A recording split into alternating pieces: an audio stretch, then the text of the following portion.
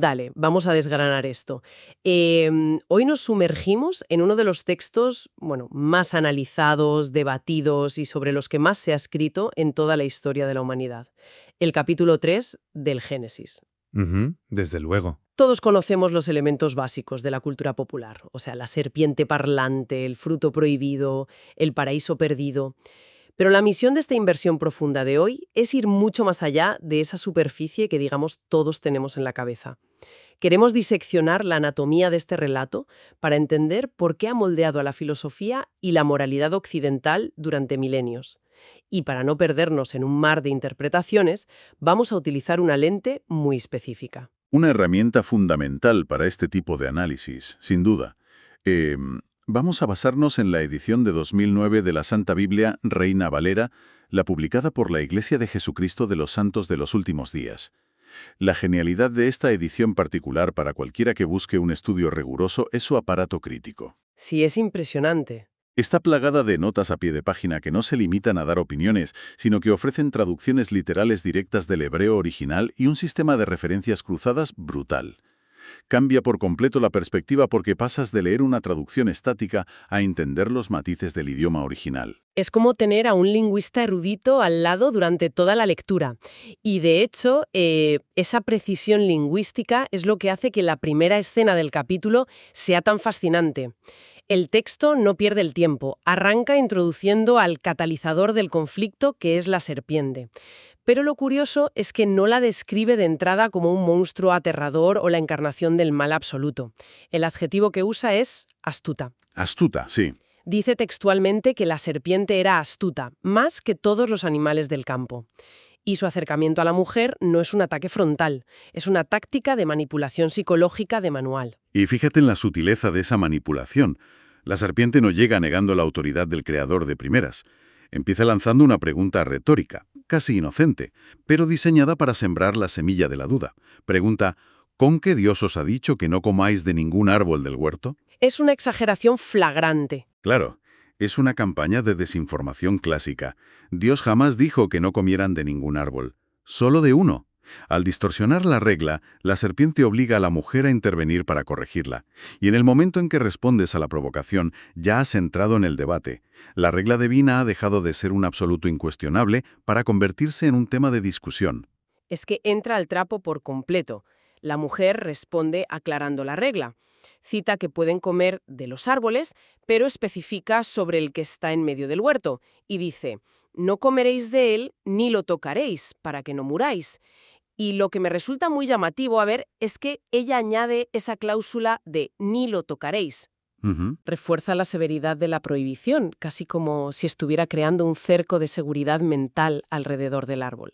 Pero una vez que la conversación fluye y la barrera inicial cae, la serpiente cambia de marcha. Deja las preguntas y lanza una contradicción frontal. Dice directamente, no moriréis. Esa es la estocada. Pero claro, una mentira así de grande necesita un incentivo monumental para ser creída. Para que la tentación funcione, la recompensa ofrecida tiene que parecer infinitamente superior al riesgo. Lógico. Así que la serpiente argumenta que Dios les está ocultando algo. Les dice que el día que coman, serán abiertos vuestros ojos y seréis como dioses conociendo el bien y el mal. Y aquí es donde las notas de traducción del hebreo de nuestra fuente revelan algo espectacular. Ese conocer el bien y el mal no se refiere a acumular información enciclopédica. El término original apunta al discernimiento, a la capacidad de juzgar por uno mismo. Espera, me surge una duda aquí. Cuando la serpiente dice no moriréis, sabemos que Adán y Eva no caen fulminados físicamente en ese preciso instante. Entonces, ¿es una mentira absoluta? ¿O es más bien una manipulación basada en una verdad a medias? Porque sus ojos, técnicamente, sí se abren. Esa es la genialidad perversa del texto, y lo que lo hace tan profundo psicológicamente. La serpiente utiliza una verdad a medias. Es cierto que no experimentan una muerte biológica instantánea, y es cierto que adquieren un nuevo nivel de conciencia, pero oculta el hecho de que introducirán la mortalidad en su existencia y la separación espiritual de su creador. Les promete autonomía moral, ser como dioses, decidir por sí mismos lo que está bien y lo que está mal, sin depender de la instrucción divina. Madre mía, es la oferta suprema de independencia. Absolutamente irresistible. Y la caída, tal y como se describe en el versículo 6, es una radiografía perfecta de cómo funciona el deseo en la mente humana. El texto detalla un triple atractivo. Primero, la mujer ve que el árbol es bueno para comer, apelando a la necesidad física. Segundo, que es agradable a los ojos. Las notas sobre el hebreo aquí aclaran que es una expresión para definir algo inmensamente apetecible. Algo que entra por los ojos. Exacto. Y tercero, que es deseable para alcanzar la sabiduría, el atractivo intelectual. Físico, estético y racional. Ante este asalto total, ella toma el fruto y come. Y luego le da a su marido. Y aquí hay un detalle que a mí siempre me deja perpleja. Adán estaba allí. Come, pero sin decir una sola palabra en toda la interacción. El silencio de Adán es uno de los elementos más ensordecedores del relato. Muestra una complicidad pasiva. No detiene la conversación, no cuestiona a la serpiente. Simplemente participa del acto. Y esto nos lleva directamente al momento inmediatamente posterior, cuando cruzan esa línea. La reacción no es un cataclismo cósmico visible, el universo no explota. Ya. La primera consecuencia es íntima, silenciosa y francamente aterradora. El versículo 7 dice que fueron abiertos los ojos de ambos y supieron que estaban desnudos. Es una pérdida de inocencia fulminante. Pasan de estar desnudos sin sentir vergüenza en el capítulo anterior, a una autoconciencia repentina que los paraliza. Su primera reacción es intentar tapar esa nueva vulnerabilidad, así que cosen hojas de higuera para hacerse, según el texto, delantales. Y volviendo a las notas lingüísticas de la edición que manejamos, el término hebreo original traducido como delantales significa literalmente algo para ponerse alrededor del cuerpo. Muchos analistas ven en este preciso instante el origen textual del concepto de la modestia humana. No es solo que sientan frío. Claro, no es un tema meteorológico. Exacto. Es que al adquirir esa autonomía moral, de repente se dan cuenta de su propia fragilidad. Se sienten expuestos ante el otro y, sobre todo, ante el escrutinio de Dios, lo cual desemboca en la reacción psicológica más antigua del mundo: el miedo y la huida. Y la escena que sigue es pura tensión narrativa. Oyen la voz del creador que se pasea por el huerto. La versión clásica suele decir que era al aire del día, pero las notas al hebreo de esta edición revelan un matiz que cambia el tono de la escena por completo. Totalmente. La aclaración lingüística nos dice que la traducción exacta sería al viento del día, es decir, a la hora de la brisa del atardecer. Imagina el contraste. La caída de la tarde, un momento de calma, de brisa suave, que probablemente antes representaba la hora de la comunión y la paz. Ahora, con esa nueva autoconciencia y culpa, esa misma brisa se convierte en el anuncio del terror. Oyen los pasos y corren a esconderse entre los árboles. Pero claro, esconderse del creador del universo detrás de un arbusto no es la estrategia más brillante. Dios inicia un interrogatorio. Llama al hombre y le pregunta: ¿dónde estás? Obviamente no es que Dios haya perdido el rastro de sus coordenadas, le está obligando a salir y a confrontar su realidad. Así es. Adán confiesa que tuvo miedo por estar desnudo y se escondió. Y entonces cae la pregunta del millón. ¿Quién te ha dicho que estabas desnudo? ¿Has comido del árbol? Aquí presenciamos el primer caso documentado de lo que en psicología clínica llamamos desplazamiento de la culpa. Es fascinante observar cómo el ser humano, cuando se siente acorralado y confrontado con su propia transgresión, prefiere romper todos sus vínculos antes que asumir la responsabilidad. Es que es casi cómico si la situación no fuera tan trágica. Claro, Adán lanza la culpa en todas las direcciones posibles. Le responde a Dios: la mujer que me diste por compañera me dio del árbol y yo comí. Telo. Ya ves. Es la clásica excusa de el perro se comió mis deberes, pero a escala cósmica. No solo está echando a su mujer a los leones, sino que sutilmente está tirando balones fuera y culpando al propio Dios. Es como decirle: mira, el problema principal aquí es esta compañera defectuosa que tú mismo pusiste en mi huerto. Es una audacia increíble. Es la ruptura inmediata de la solidaridad humana. Y cuando el creador se dirige a la mujer para pedirle explicaciones, ella sigue exactamente el mismo patrón de evasión. Responde: la serpiente me engañó y comí. Las notas de la fuente clasifican esta acción de la serpiente directamente bajo el concepto teológico de la tentación. El circuito de la culpa se ha completado. Adán culpa a Dios y a Eva. Eva culpa a la serpiente. Nadie en ningún momento dice: fui yo, tomé una mala decisión. escurren el bulto hasta el final. Sin embargo, las consecuencias tienen que imponerse. Las excusas no detienen el juicio. Y esto marca el inicio de la tercera gran sección del capítulo, donde se dictan las sentencias que reconfigurarán el orden de la creación. Dios empieza por el instigador. Maldice a la serpiente a arrastrarse sobre su vientre y a comer polvo todos los días de su vida. Sí, Pero justo después, en medio de esta maldición, suelta un versículo que ha hecho correr ríos de tinta durante siglos. el famoso versículo 15, a menudo denominado el protoevangelio o el primer evangelio. Este pasaje es vital para entender la estructura de esperanza que subyace en gran parte de la teología occidental. Dios declara que pondrá enemistad entre la serpiente y la mujer, y entre la simiente de la serpiente y la simiente de la mujer. El término simiente aquí hace referencia a la descendencia, al linaje. Claro. Y luego lanza esta profecía brutal. Esta te herirá en la cabeza, y tú le herirás en el calcañar. La cabeza y el talón es una imagen de un combate muy asimétrico, ¿no? Exactamente. Y aquí el aparato crítico de nuestra fuente vuelve a ser indispensable. Las notas aclaran que, en el hebreo, el verbo que se usa para describir lo que la descendencia de la mujer le hará a la serpiente se traduce mejor como aplastar o machacar, mientras que la serpiente solo logrará una herida en el talón. Una diferencia abismal. Abismal. Las referencias cruzadas conectan directamente esta simiente de la mujer con la figura de un redentor futuro. Es decir, en el punto más bajo de la historia humana, justo cuando todo parece perdido, se introduce una promesa inquebrantable. El mal podrá causar dolor, morderá el talón, pero finalmente será aplastado por completo. Se inyecta la esperanza antes incluso de dictar el resto de las condenas. Es como un salvavidas lanzado antes de que el barco termine de hundirse, pero el barco irremediablemente se hunde. Las sentencias para la pareja humana establecen la nueva realidad, el mundo caído.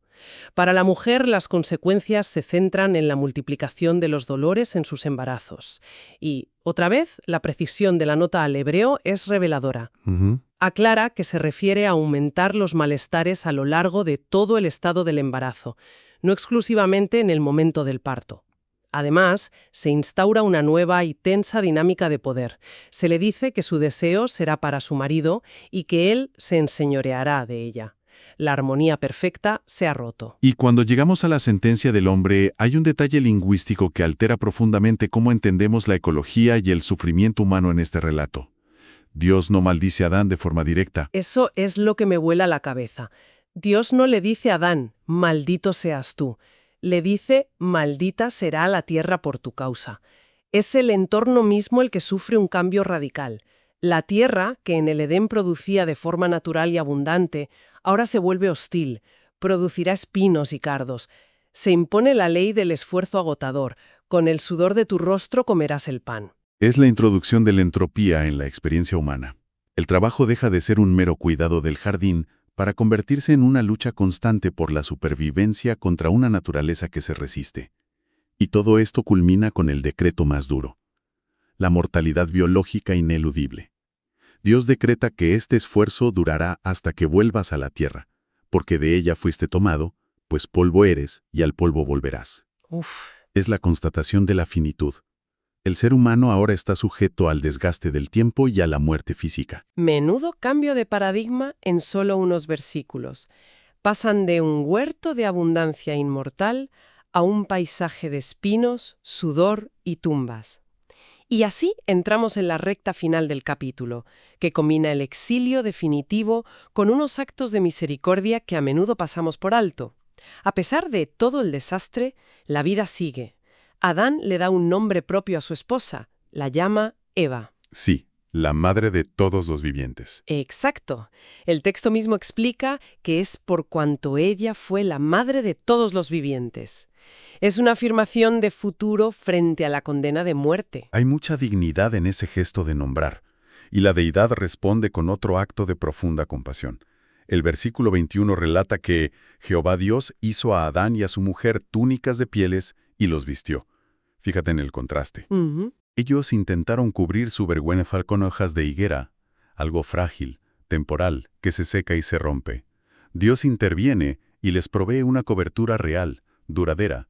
Muchos teólogos e historiadores ven en este acto el primer sacrificio implícito en la narrativa. Un animal tiene que perder la vida, se tiene que derramar sangre para poder cubrir la vulnerabilidad y el error del ser humano.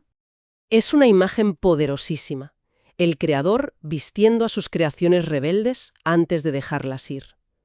Porque la permanencia en el Edén ya es insostenible. El versículo 22 plantea un dilema existencial enorme en los consejos celestiales. Dios declara: «He aquí, el hombre ha llegado a ser como uno de nosotros, conociendo el bien y el mal». Y detengámonos en ese nosotros. Es un pronombre plural que choca en una narrativa monoteísta. Las notas de nuestra fuente asocian explícitamente este pronombre con el concepto de la Trinidad, revelando una pluralidad divina tomando decisiones conjuntamente. Constatan que el ser humano ha cruzado un umbral cognitivo irreversible. Ahora discierne, tiene esa autonomía moral. Pero ese nuevo estatus presenta un riesgo cósmico inaceptable en su estado actual. Exacto.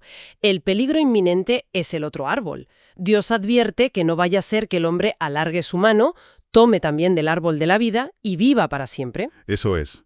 La idea de un ser humano inmortal pero atrapado en un estado de rebelión, pecado y sufrimiento se presenta como una aberración que debe ser evitada a toda costa. La muerte biológica, irónicamente, se convierte en un límite necesario casi misericordioso. Estado caído, la expulsión es la única salida lógica dentro de la narrativa. El hombre es sacado del huerto para ir a labrar la tierra hostil de la que fue formado. Se cierra el círculo. Pero el capítulo no se despide con un simple fundido a negro de la pareja caminando hacia el atardecer. Para nada. El final es absolutamente cinematográfico. El versículo 24 describe cómo se sella la frontera del paraíso. Dios echa fuera al hombre y coloca al oriente del huerto querubines y una espada encendida que se revolvía por todos lados para guardar el camino al árbol de la vida. Es una clausura aterradora y majestuosa. En la iconografía del Antiguo Oriente Próximo, los querubines no son esos bebés regordetes con alas del arte renacentista. Ya te digo. Son entidades espirituales imponentes, guardianes de los umbrales sagrados. Y esa espada llameante que gira en todas direcciones es la barrera definitiva. Representa que la inmortalidad ha quedado bloqueada. El espacio sagrado está cerrado. A partir de ese momento, la historia humana arranca tal y como la conocemos, separada del ideal de perfección, inmersa en el tiempo, en el sufrimiento y en la búsqueda constante de un camino de regreso o redención. Bueno, al final de todo este recorrido es fascinante darse cuenta de que casi todos nuestros debates modernos sobre la ética, el libre albedrío o el sufrimiento ya estaban condensados aquí, en estos primeros textos. En un solo capítulo hemos presenciado el origen de la manipulación, el nacimiento de la vergüenza, la tendencia innata a culpar al prójimo y la instauración del dolor y la mortalidad.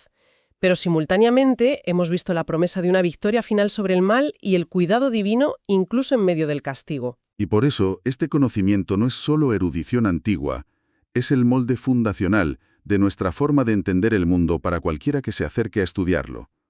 Conceptos fundamentales como la responsabilidad personal frente a nuestras acciones, la tensión de las relaciones humanas o la esperanza inherente frente a la adversidad tienen sus raíces profundas en estas interacciones precisas entre la deidad, la humanidad primigenia y la serpiente. Entender las palabras exactas y sus implicaciones proporciona una clave de bóveda para gran parte de la literatura y filosofía que vinieron después. Totalmente. Ha sido un análisis denso, pero absolutamente revelador. Y antes de cerrar esta inmersión profunda, me gustaría dejar una última idea extraída del texto sobre la mesa, algo para que quien nos escucha lo pueda masticar con calma más adelante. Excelente. Pensemos en esto. Antes de consumir el fruto, Adán y Eva vivían sin sentir la más mínima vergüenza. Pero en el instante exacto en que sus ojos se abren, en el momento en que adquieren ese codiciado conocimiento del bien y del mal y alcanzan esa autonomía casi divina, su primer instinto, su primera gran epifanía como seres racionales, no fue comprender la física del universo o los secretos del cosmos. Fue sentir una aplastante vergüenza de sí mismos y correr a esconder su vulnerabilidad detrás de unas hojas. ¿Qué nos dice eso sobre la relación entre el avance del conocimiento humano y la percepción de nuestra propia insuficiencia? Es una paradoja fascinante. Ahí lo dejamos para la reflexión. Muchas gracias por acompañarnos en esta exploración.